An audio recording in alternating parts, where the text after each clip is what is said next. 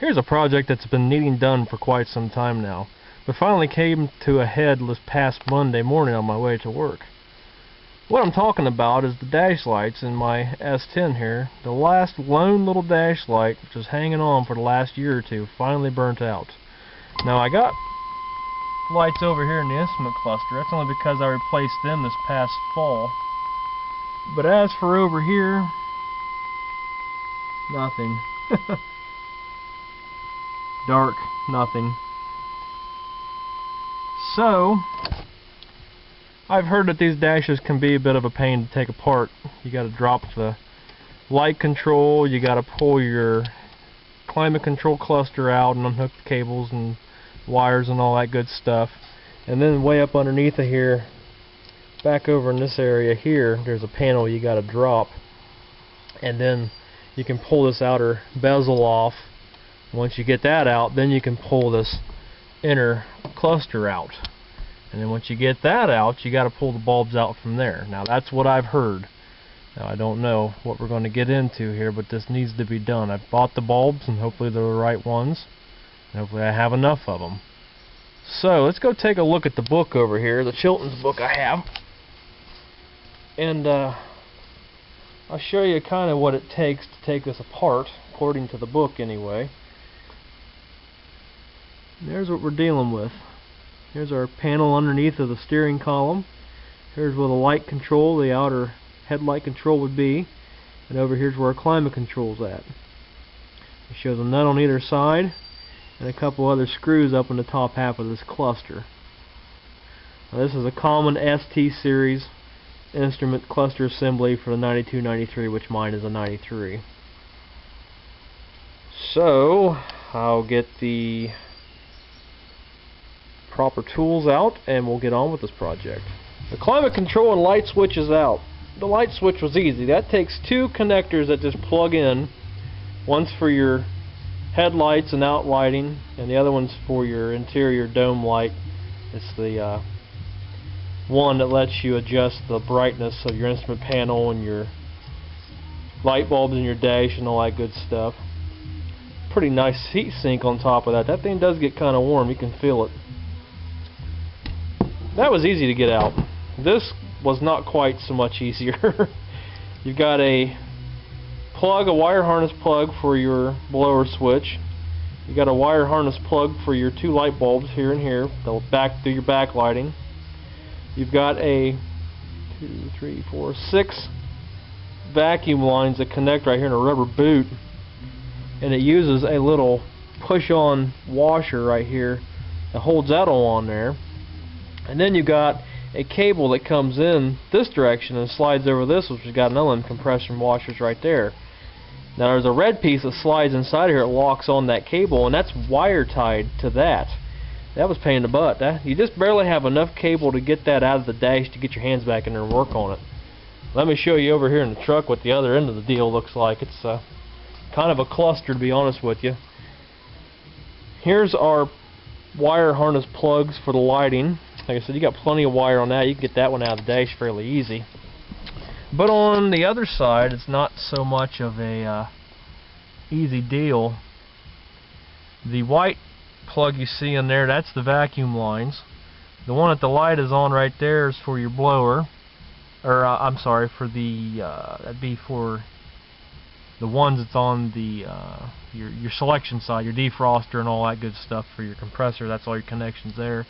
That one is for your blower switch, and this little one right here is for your lighting. But as you see, you just barely have enough wire. That one's pretty long. That one's not too bad. That's the tight one right there. You don't hardly have any wire to get it out of the dash whatsoever.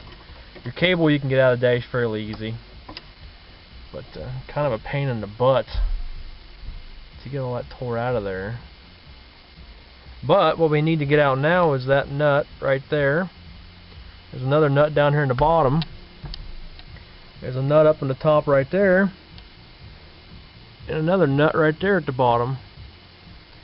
Funny part was I forgot that last year my blower switch blew to pieces going down the highway. It just quit working. All I had was high or nothing.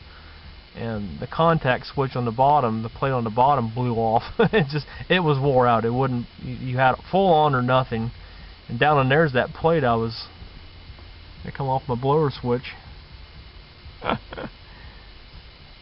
Well, next step, let's get them nuts out of there and see if this bezel will come off. Well, with the release of these 4 nuts right here, which is a 10mm, and they come off of here, here, here, and here, will allow this entire bezel surround on the dash to be pulled off. As you can see right there.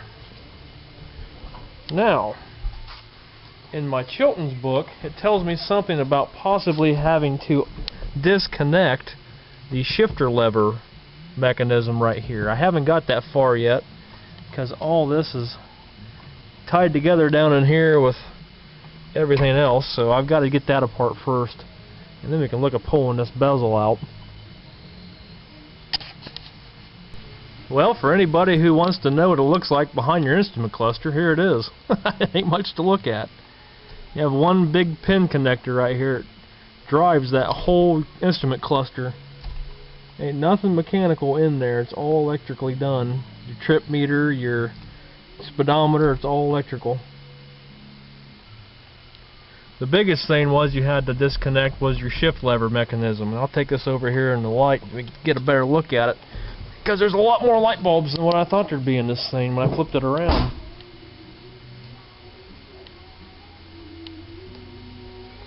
Here it is. Show you the mileage that's on it without even getting in the truck. But there's bulbs down here across the bottom for all your high beams, your turn signals, and all that good stuff. You flip this around on the back. This is your cable right here that runs your shifter. It's on a spring. You got to disconnect that from the steering column before you pull that out. You have to be really careful with that. Here's the back side on the green board. You have a few resistors here and there. Here's our bulbs that we have to replace. There's 6, 7 of them. I've only got 4. Nice. And then here's all your other ones that different vehicles might use. Oh yeah, those are definitely cooked. They're done.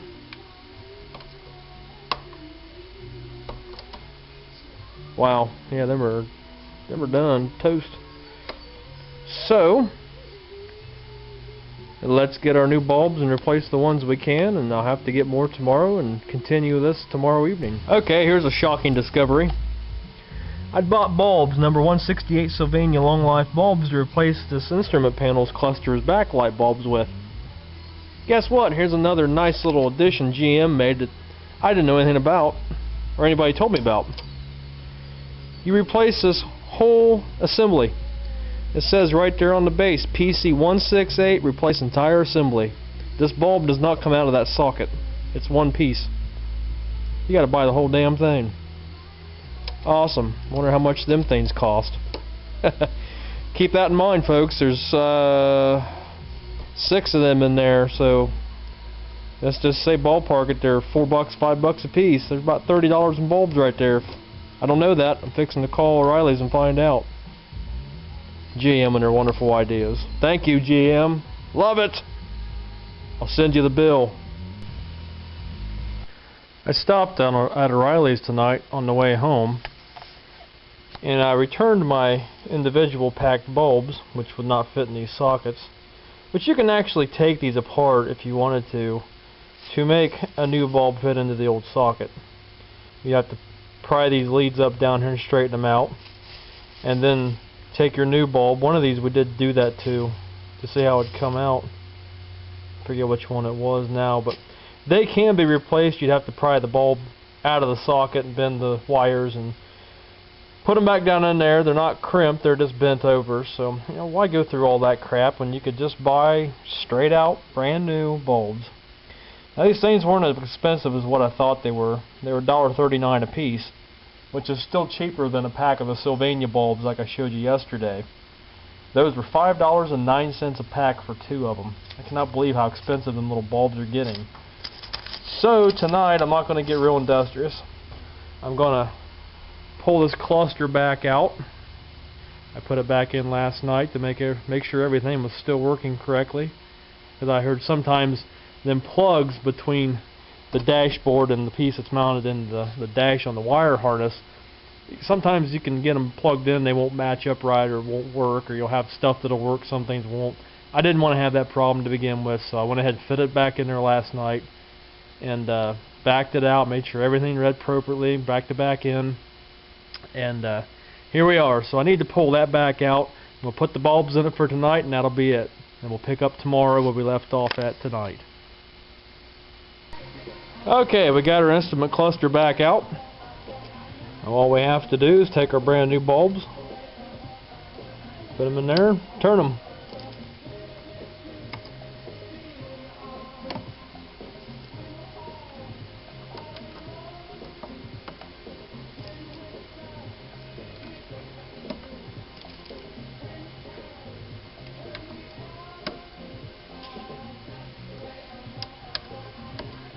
And there we are.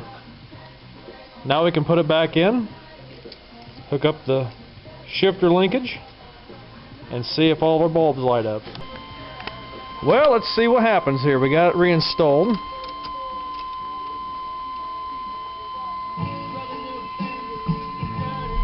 That's a good sign.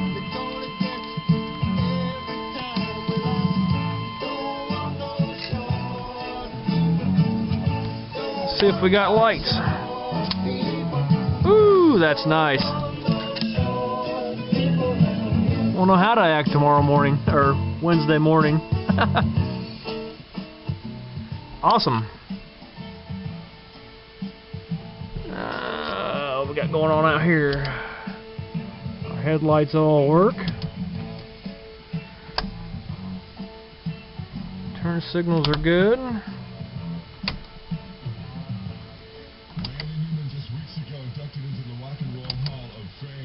Cool. So let's go ahead and put our 4 nuts back on the corners here. These little buggers right here.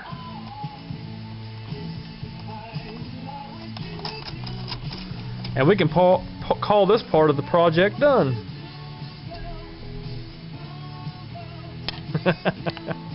What a goofball. Well, here it is, Wednesday night. Time to get this thing back together so I can drive it tomorrow.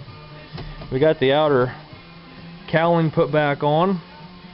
It's just a matter of getting the light control hooked back up and this pesky climate control over here. That's not going to be any fun. Hopefully I can get everything back together the way it belongs.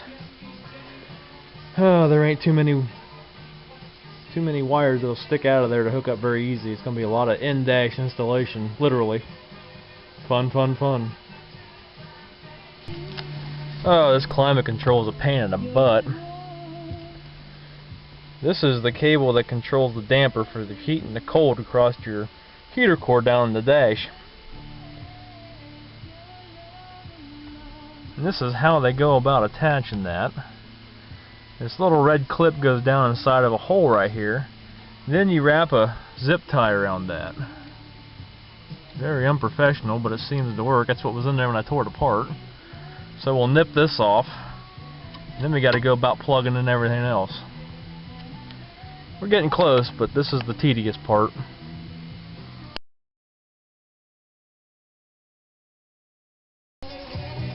Well, we got it back together. What a pain in the butt. I'm telling you, they could have come up with a better design on this. All of them parts, wires just barely reach. But the good thing is,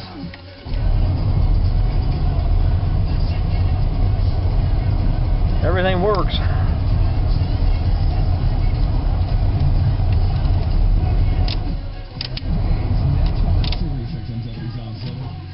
Okay, push it back in the dash and go from there. Well, now that everything's back together, let's take her out for a test drive, make sure everything's kosher the way it's supposed to be. That's a good sign. The oil gauge come right up where it's supposed to be. 49 40 pounds oil pressure. Volts gauge is good.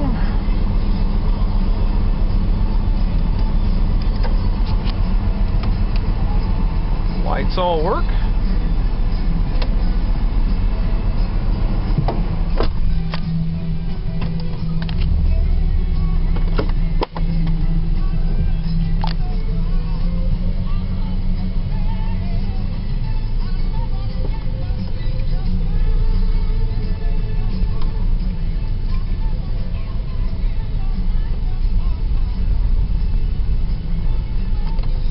Okay. Speedometer looks like it's working all right.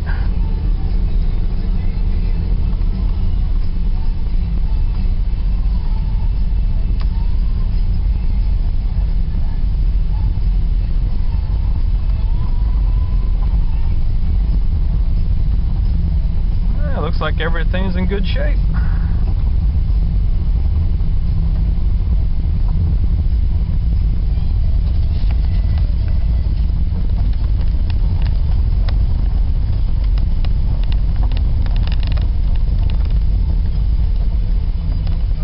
Let's go for a little ride.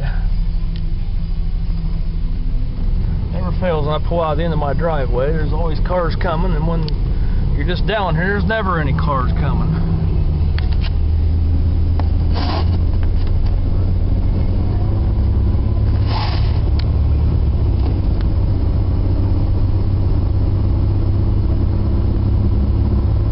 So far, everything's working okay.